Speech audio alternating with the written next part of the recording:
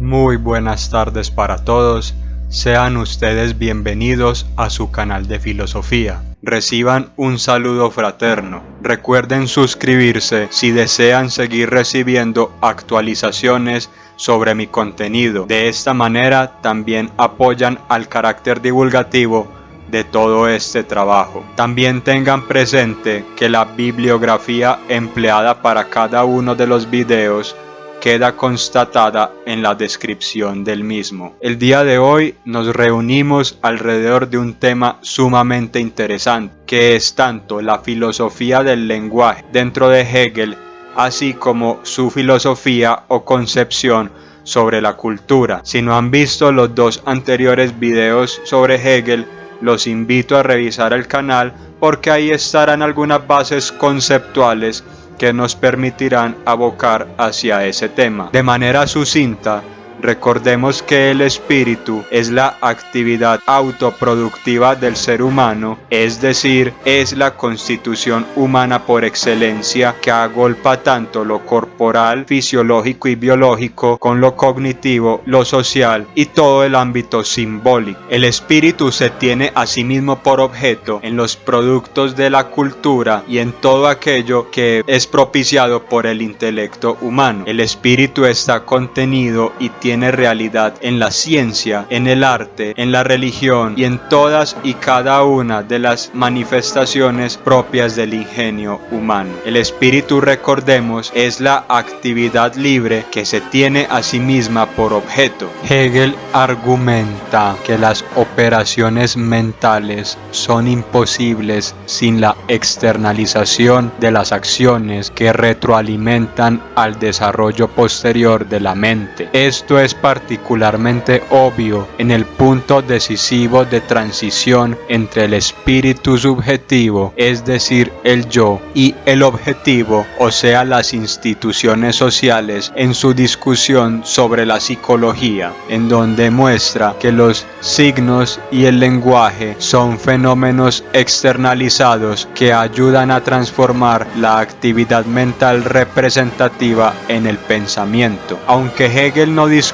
en términos de ontogenia cognitiva, de hecho su análisis se acerca mucho a los puntos de vista más contemporáneos. La idea de Hegel de los pasos de desarrollo en la construcción de la mente anticipa las teorías modernas de la cognición fundamentada que se centran en los circuitos de retroalimentación sensomotor que subyacen en la formación de conceptos. Ahora bien, el espíritu no es una realidad que es estable, que es estática, que mantiene igual y monolítica durante toda la historia. Es una realidad dinámica, es un proceso histórico y también es la manera en la que el ser humano despliega toda su accionar, sus fuerzas productivas, sus facultades mentales sobre todo el mosaico de la realidad. El espíritu también integra momentos del pasado, es decir, tiene memoria histórica, no es solamente una progresión hacia el infinito, va recopilando los diversos objetos, pensamientos, representaciones que van quedando relegados en el pasado, reintegrándolos a sí mismo con una nueva naturaleza. Hablemos ahora de la cultura para Hegel. Para Hegel, la cultura está emparentada con los hábitos socialmente constituidos, con las costumbres en común y con todas las acciones sociales que el ser humano establece para realizar sus propios objetivos y explayarse en la consecución de sus fines. La cultura forja a la conciencia, la cincela, le da forma, habitúa el cuerpo de acuerdo con las necesidades que va demarcando el trasegar temporal del hombre, racionaliza a los instintos, inhibe lo animal y lo netamente material y bestial y lo redirige hacia fines más elevados y más excelsos. Para entender este concepto de cultura, les propongo yo el ejemplo de una persona conduciendo un automóvil. Para ejecutar esta acción, esta persona tiene que adecuar su cuerpo en la silla del coche, tiene que tener unos conocimientos previos para poder accionar y encender a la máquina, para poder ejecutar cada uno de los movimientos que idóneamente lo lleven a conducir de una manera adecuada. Tiene que reconocer también las normas y convenciones socialmente establecidas para poder transitar dentro de la ciudad. Tiene que introyectar los símbolos, las reglas de tránsito y concatenar sus emociones, sus pensamientos y sus destrezas físico-motrices de manera tal que pueda culminar todo este rito de la forma más adecuada posible. Y no solamente eso, sino que su psique o conciencia individual está arraigada con todo el repositorio del conocimiento técnico, científico y tecnológico que fue necesario para la construcción del automóvil, para la edificación de las vías y para poder racionalizar las reglas y las normas de tránsito. La mente individual,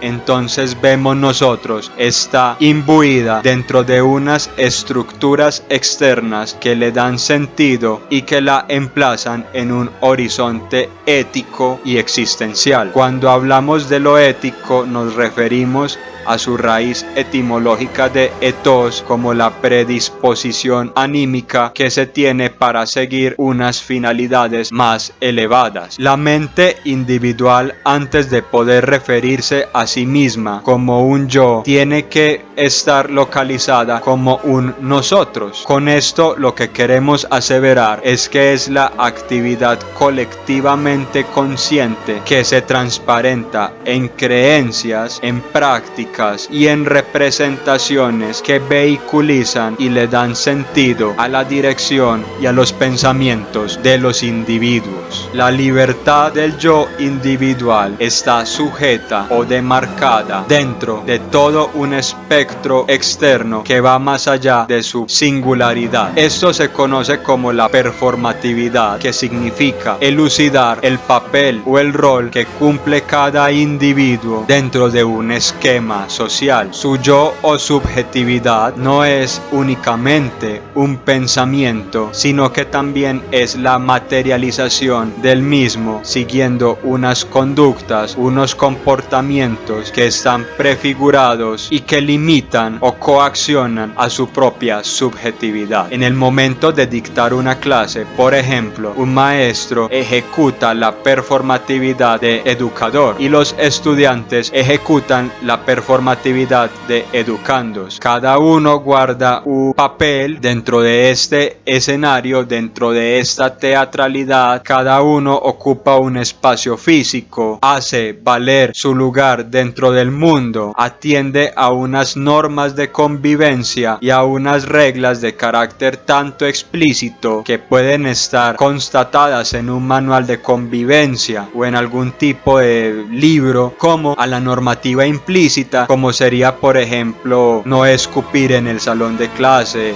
respetar la buena higiene y la buena imagen. Para Hegel, antes de poder decir yo, tenemos que entender todo el movimiento estructural de la sociedad. Antes de poder relacionarnos con los objetos del mundo, tenemos que comprender la función para la cual estos objetos han sido creados y cómo se relacionan con todo el conjunto de nuestra vida. No es una relación unidimensional entre el sujeto y el objeto, sino una relación que enmarca una trama más compleja, en donde cada objeto, por ejemplo este lápiz, tiene la función de lápiz en tanto que socialmente ha sido establecido para ello, en tanto que existen unas formas que se han dictaminado como correctas para su uso y no simplemente es un conjunto de características aisladas. En nuestra individualidad o singularidad concreta es en donde podemos comprender todo el movimiento social de la conciencia. Las ciencias cognitivas se han han dado cuenta de que la relación entre las redes neuronales y la construcción de conceptos no se puede realizar sin la retroalimentación de un agente externo. Con ello queremos afirmar que el yo está codificado por la relación que establece con la estructura material y mental psicosocial que lo emplaza en una situación determinada. Para Hegel, la voluntad subjetiva tiene significado en la medida en que se cristaliza o sublima en acciones que son simbólicamente reconocidas por los demás. El deseo particular de cada individuo se hace historia y tiene un peso existencial concreto cuando es reconocido por sus semejantes. Es aquí en donde empieza a jugar un rol protagónico el lenguaje. El lenguaje es el intelecto que se tiene delante a sí mismo. Es el proceso vital clave por el cual los sentimientos, las representaciones y las prácticas se concretizan y se comprenden a sí mismas como un todo, como una totalidad viva. El lenguaje permite solidificar lo que es evanescente, permite conectar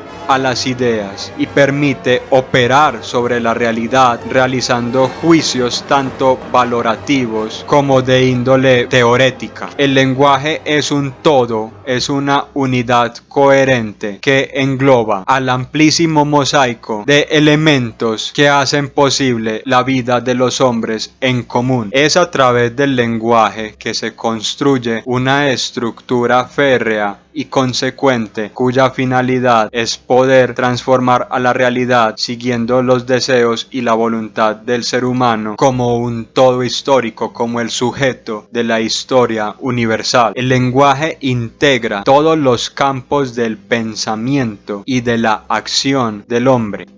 Las operaciones externas ya son una parte integrante de la mente humana.